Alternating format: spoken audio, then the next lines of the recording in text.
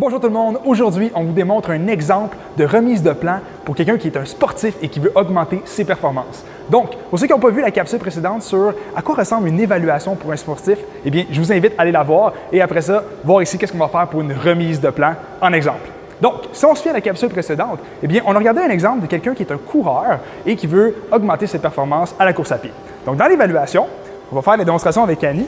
Ça se peut que j'ai remarqué que cette personne-là court à 8 km/h en moyenne et elle me dit « J'aimerais ça augmenter ma cadence de course pour que je puisse courir à 9 km/h en moyenne. » Alors, ce que je vais faire, c'est d'y bâtir un plan sur mesure, soit pour le tapis roulant, soit pour courir dehors, afin qu'elle puisse augmenter ses performances jusqu'à 9 km/h. Donc, on a une application super le fun pour ça, qui peut nous permettre de dicter, dans le fond, c'est quoi la cadence, c'est quoi la vitesse, etc. au fil des semaines.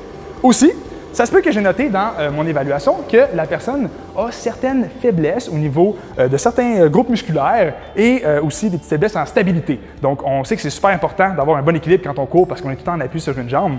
Donc, je pourrais remettre, par exemple, à Annie ici dans son plan, des exercices comme des fentes pour améliorer la force des jambes, surtout en station unipodale, c'est-à-dire sur une jambe à la fois, ou bien un deadlift à une jambe, qui travaille le groupe musculaire des fessiers, qui est super important lorsqu'on fait de la course à pied. Donc, encore une fois, c'est quelque chose qui est bien adapté selon l'évaluation qu'on a faite au début.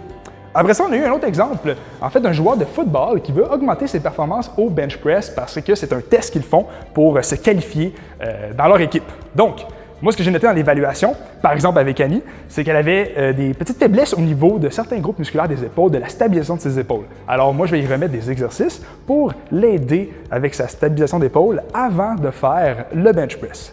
Pour ce qui est du bench press, eh bien, un peu comme la course à pied, on va établir ce qu'on appelle une périodisation. Donc, on va faire varier les charges, faire varier les répétitions, les séries pour que la personne puisse améliorer son bench press au fil des semaines. Donc, je vais pouvoir lui enseigner la bonne technique, être sûr que tout est bien placé et après ça, bien, on va pouvoir lui faire varier les différents paramètres au fil des semaines pour s'assurer que la personne ait une bonne progression.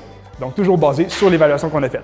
Après ça, on avait un exemple pour un skieur amateur qui veut encore une fois augmenter ses performances et qui me dit « Moi, j'aime ça quand c'est des entraînements dynamiques qui roulent, qui sont en circuit. » Alors, ce que je vais faire, c'est que je vais concocter un petit circuit d'entraînement basé encore une fois sur ce qu'on a vu à l'évaluation. Donc, par exemple, avec Annie, j'aurais trouvé qu'elle manque de force au niveau des jambes, un petit peu d'endurance aussi au niveau des abdominaux qu'elle a travaillé et aussi l'endurance de ses jambes. Alors, je vais bâtir un circuit composé de squats, comme par exemple ça avec la barre, parce que la personne me dit « Moi, je m'entraîne dans un gym. » Donc, je fais des squats avec la barre.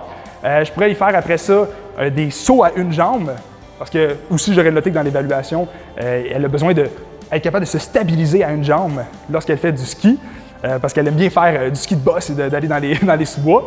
Donc, je pourrais aussi après ça lui faire la planche latérale pour les obliques, parce qu'on avait vu qu'il manquait un peu d'endurance, encore une fois, au niveau des abdominaux, donc toujours dans son circuit. Et je pourrais finir avec une chaise sur place, donc un squat statique, sinon, qui est de venir travailler l'endurance des jambes de cette façon. Donc, il y a vraiment plusieurs façons de bâtir un plan d'entraînement, puis c'est toujours selon l'évaluation. Donc, c'est super personnalisé et adapté à chaque personne. Alors, j'espère que vous avez aimé ça. C'est vraiment un exemple qu'on montre pour différents sports. Et si vous voulez avoir un plan personnalisé à vous et adapté à vous autres, eh bien, on vous invite à prendre rendez-vous avec le Centre Kinétique.